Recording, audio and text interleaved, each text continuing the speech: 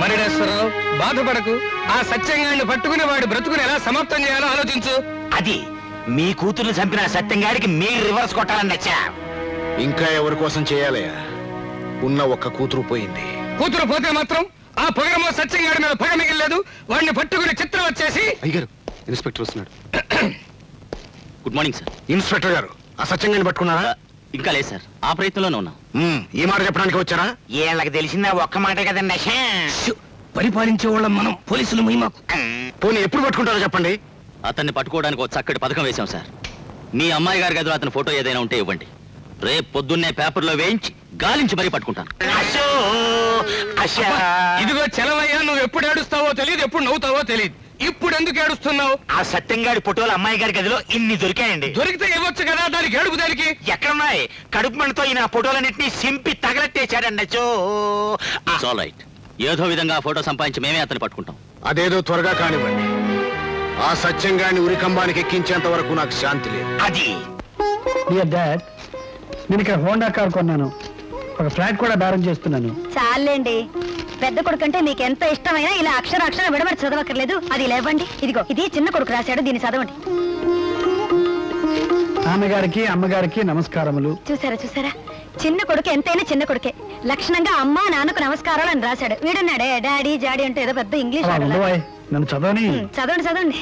జడ్జిగా మీరు సంపాదిస్తున్న పేరు ప్రతిష్టల పేపర్లో చదివి నేను ఎంతో గర్వపడుతున్నాను. జన్మలకి మీ కడుపునే పుట్టాలని నేను మనసారా కోరుకుంటున్నాను. నేను దీపావళికి తప్పకుండా వస్తానని అమ్మగారితో చెప్పండి. దీపావళికి వస్తాడట? అయితే ఏ మాట అమ్మాయితో చెప్పాలి నేను? ఇంకే స్టడీ ఉందిగా, కానీ బిల్లు కట్టిన నేను కదా. కానీ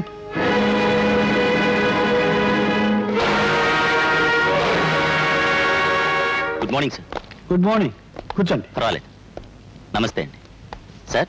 అమ్మగారి మీద ఎవరో దొంగలు అటాక్ చేశారని తెలిసింది. మీరే కంగారు పడకండి.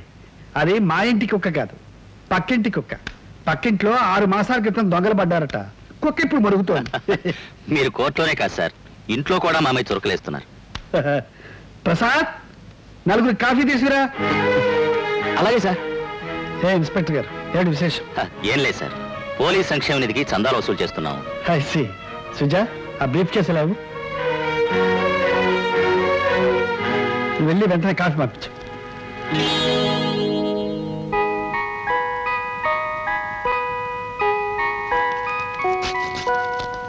Thank you very much sir. So much.